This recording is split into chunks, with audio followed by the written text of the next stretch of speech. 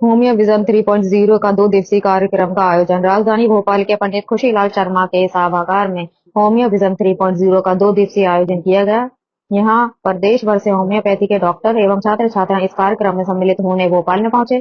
पूजा नायक से हमारे संवाददाता ने कार्यक्रम के बारे में कुछ जानकारी ली। डॉक्टर पूजा नायक ने कार्यक्रम के बारे में बताया, जिसमें एक बड़ी बात सामने आई, जो मरीज होम्योपैथी की दवाई खा रहे हैं, जो शाकाहारी है, जिन्हें पता ही नहीं है कि जो होम्योपैथी की दवाइयों में कौन से केमिकल या अन्य चीज मिलाई जाती है। बात करते हुए पूजा नायक ने बताया कि इन दवाइयों में जीव जंतुओं के अर्क का भी इस्तेमाल किया जाता है। इससे साफ बात जाहिर होती है कि जो लोग मांस नहीं खाते, मीठी गोली के नाम पर बरसों से उनके साथ धोखा हो रहा है। दवा के नाम पर उन्हें मांस परोसा जा रहा है, लोगों का धर्म भ्रष्ट किया जा रहा है। दवाइयों पर किसी भी प्रकार का कोई मार्क नहीं होता है। दवाइयाँ यहाँ हर्बल हैं, नॉन हर्बल हैं, वेजिटेरियन है या नॉन वेजिटेरियन है।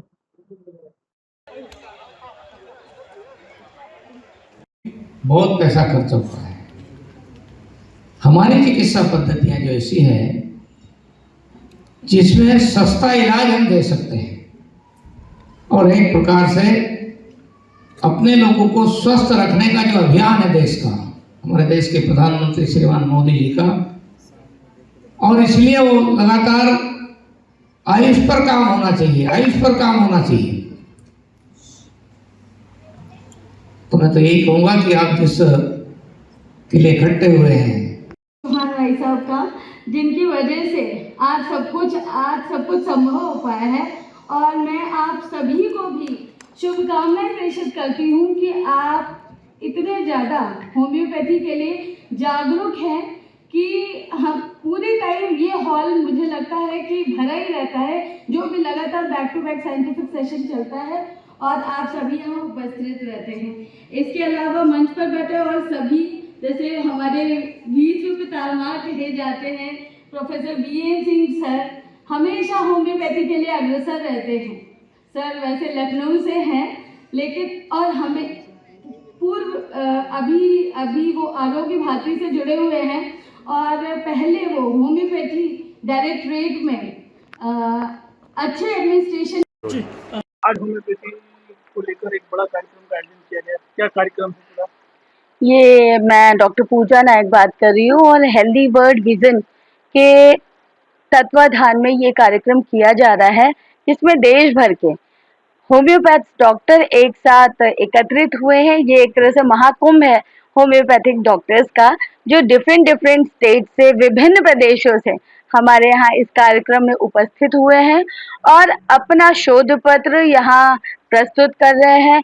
मुझे बहुत हर्ष हो रहा है ये बताते हुए कि इस कार्यक्रम के लिए बहुत अच्छी स्पीकर्स, जो वक्ता हैं, जो अपने अपने क्षेत्र में होम्योपैथी के लिए अपना संपूर्ण योगदान दे रहे हैं। तो आज सभी एकत्रित हुए हैं। कल भी हमारा कार्यक्रम शुरुआत कल से ही हो गया था, आज इसका समापन का दिवस है।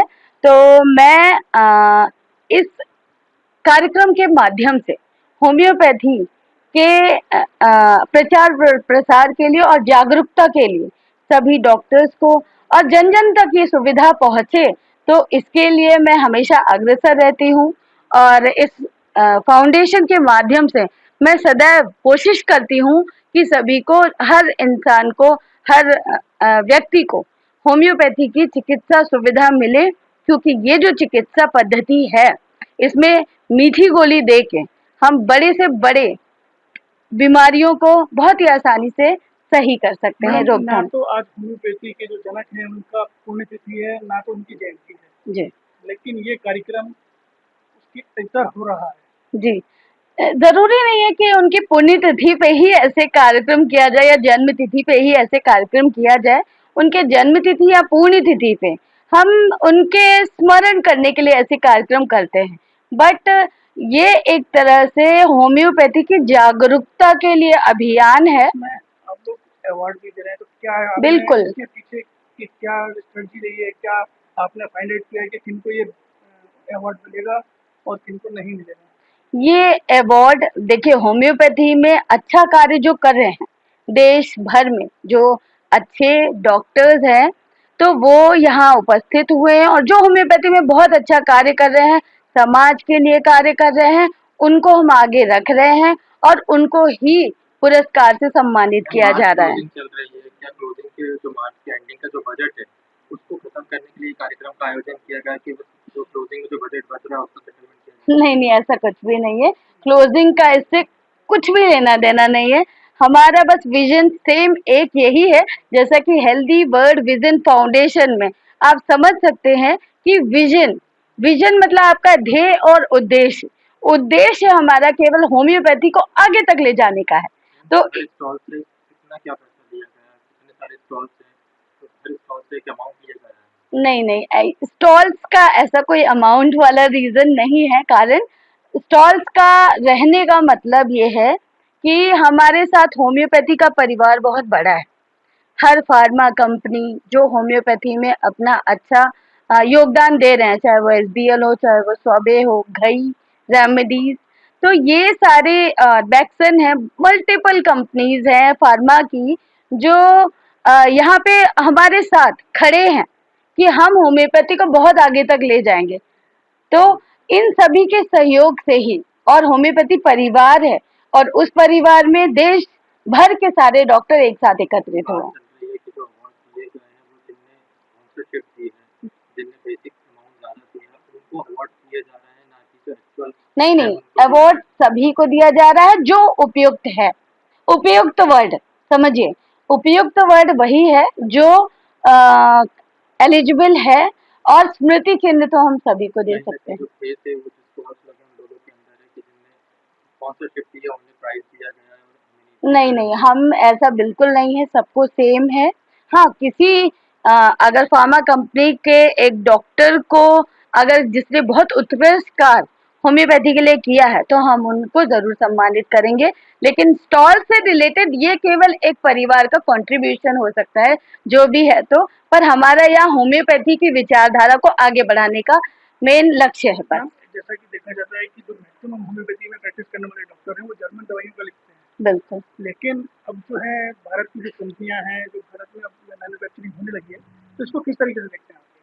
नहीं, भारत में हम देखिए भारतीय हैं, तो भारत को तो हम सदैव वरीयता देंगे। पर हमारा जो ओरिजिन है जर्मन है।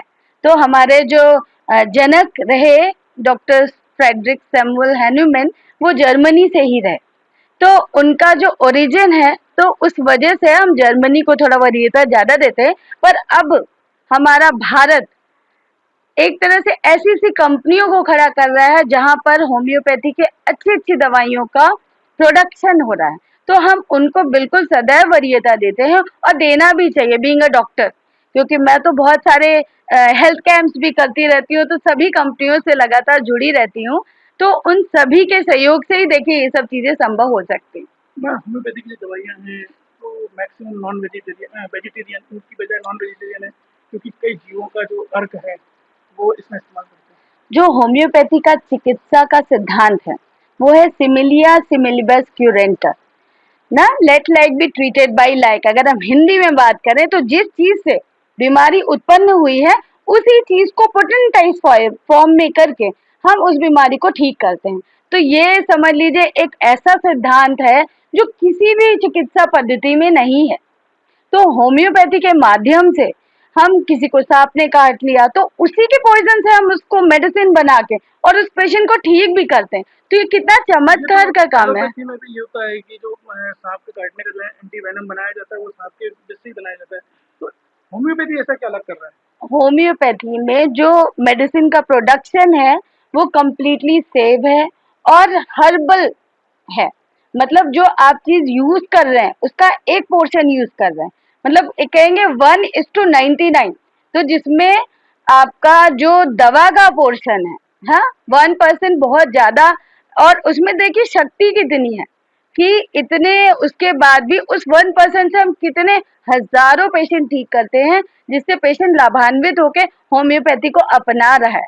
मैम एलोपैथी में भी सुअर की चर्बी के प्रयोग करके कैप्सूल्स बनाए जाते हैं, मतलब होम्योपैथी में भी अगर जानवरों का नहीं यूज नहीं हो नहीं रहा नहीं है नहीं नहीं नहीं, होम्योपैथी में जैसे देखिए बहुत सारे किंगडम्स हैं जो मेडिसिन को सेग्रीगेट करते हैं। जैसे मिनरल किंगडम हो गया, वेजिटेबल किंगडम हो गया ना, आपका सार्को और इम्पॉन्डरेबिलिया, मतलब हर एक चीजों से ना मिनरल किंगडम से भी दवाइयां बन रही हैं। जैसे ऑरम्बेट एक बहुत अच्छी मेडिसिन है जो सुसाइडल थॉट के लिए बहुत अच्छे से दवा देने के बाद पेशेंट डिप्रेशन में और सुसाइडल थॉट हो रहे हैं तो पेशेंट ठीक होता है उसको ना।